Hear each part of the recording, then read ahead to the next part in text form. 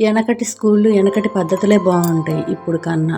చిన్నప్పుడు మా నాయనమ్మ నాకు, మా అక్కకి పొద్దున్నే లేసి ఇలా రిబ్బన్లు కట్టయితే స్కూల్‌కి పంపించేది. మా నాయనమ్మకి ఒక చెయ్యి సరింగా ఉండదు. ఒక చెయ్యే బాగుంటది. అయినా కూడా మా అక్కకి నాకు లాంగ్ హెయిర్ అయితే చక్కగా రిబ్బన్లు కట్టయితే పంపించేది. ఇప్పుడు పెద్దయినాక హెయిర్ అంతా కొంచెం లాస్ అయింది కానీ చిన్నప్పుడు మా పాప కన్నా లాంగ్ హెయిర్ ఉండేది. ఆ టైంలో కూడా మా నాయనమ్మ మా జుట్టుకి ఎంత కేరింగ్ తీసుకునేదో నాకు, మా అక్కకి. ఇప్పుడు నాకు ఒక పాప. పొద్దున్నే 7:30కి బస్సు వస్తుంది. కానీ ఆ 7:30 బస్సు వచ్చే టయానికి క్యారేజీలు కట్టి వీళ్ళకి టిఫిన్లు చేసి వీళ్ళని రెడీ చేసి పంపేసరికి తల ప్రాణం తొక్కొస్తుంది.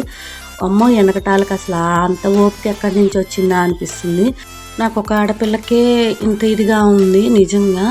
కానీ వెనకటి రోజులు, వెనకటి పద్ధతులు వేరుగా ఉండేయండి. పొద్దున్నే లెగిసి అక్కా చెల్లెళ్ళు ఉన్నాయి, ఒక ఆడపిల్ల ఉన్నాయి, మన పనులు మనం చేసుకునే వాళ్ళం. ఓన్లీ జడేయటానికి మాత్రమే పెద్దవాళ్ళ దగ్గరికి వెళ్ళేవాళ్ళం.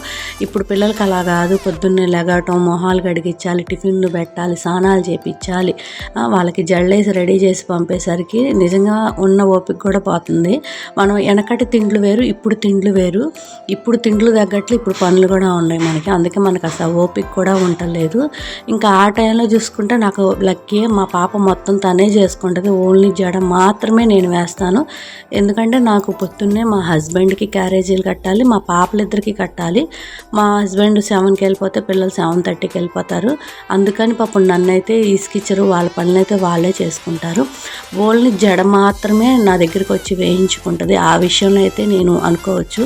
లేకపోతే మా పాపకున్న ఈ కల్లింగ్ హెయిర్, లాంగ్ హెయిర్ నేను మెయింటైన్ చేయించటం అంటే నాకు చాలా కష్టమయ్యేది. పాప అంత సపోర్ట్ ఉండబట్టేనేమో హెయిర్ అయితే మంచిగా పెరుగుతూ ఉంటుంది. Please subscribe.